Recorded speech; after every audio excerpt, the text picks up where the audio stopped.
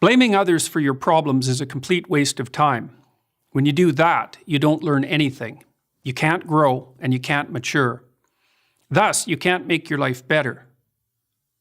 In my 3 decades as a professor and clinical psychologist, I've learned that there are 2 fundamental attitudes toward life and its sorrows.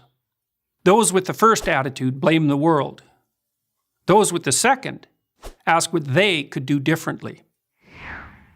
Imagine a couple on the brink of divorce. They're hurt and angry. The unhappy, bitter husband recalls the terrible things his wife has done and the reasons he can no longer live with her. The harried and disillusioned wife, in turn, can describe all the ways her husband let her down.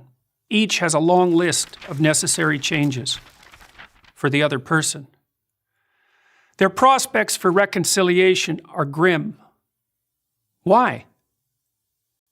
Because other people aren't the problem. You're the problem. You can't change other people, but you can change yourself. But it's difficult. It takes courage to change, and it takes discipline.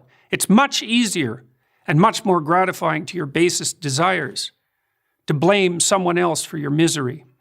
Consider the youthful activist making a statement against the corrupt capitalist system by smashing in the storefront of a local business. What has he done other than to bring harm to people who have nothing to do with his real problems? The guilt, doubt, and shame he will inevitably feel in consequence will have to be suppressed so his beliefs can remain unchanged. And that suppression will do nothing but foster his anger and alienation. In the play The Cocktail Party by American English poet T.S. Eliot, one of the characters is having a very hard time of it. She speaks of her profound unhappiness to her psychiatrist. She tells him that she hopes her suffering is all her own fault. Taken aback, the psychiatrist asks why.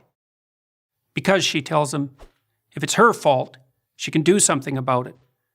If it's in the nature of the world, however, she's doomed. She can't change everything else. But she could change herself.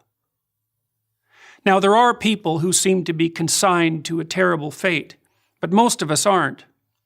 Most of us have a chance to make our lives better. But how?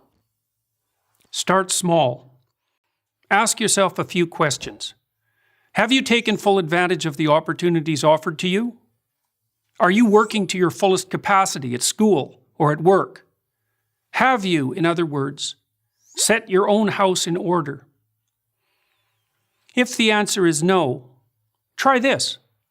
Stop doing what you know to be wrong. Stop today.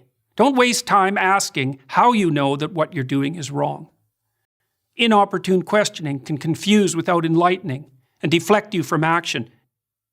You can know something is right or wrong without knowing why. Start paying attention. Do you procrastinate, show up late, spend money you don't have, and drink more than you should? It's not a matter of accepting some externally imposed morality. It's a dialogue with your own conscience. What are you doing that's wrong from your own perspective? What could you put right now? Get to work on time. Stop interrupting people. Make peace with your siblings and your parents. Diligently utilize everything you already have at hand.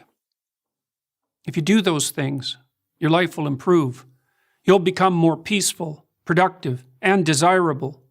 After some days or weeks or months of attentive effort, your mind will clear.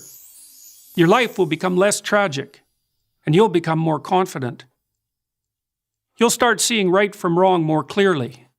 The path in front of you will shine more brightly. You'll stop getting in your own way.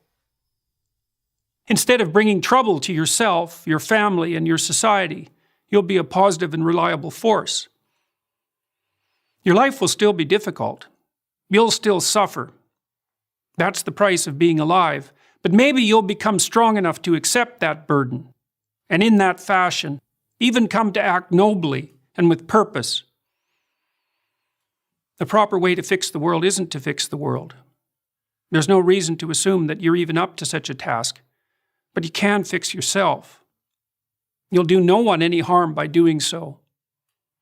And in that manner, at least, you will make the world a better place. I'm Jordan Peterson, Professor of Psychology at the University of Toronto for Pare University. Thank you for watching this video. To help keep PragerU videos free, please consider making a tax-deductible donation.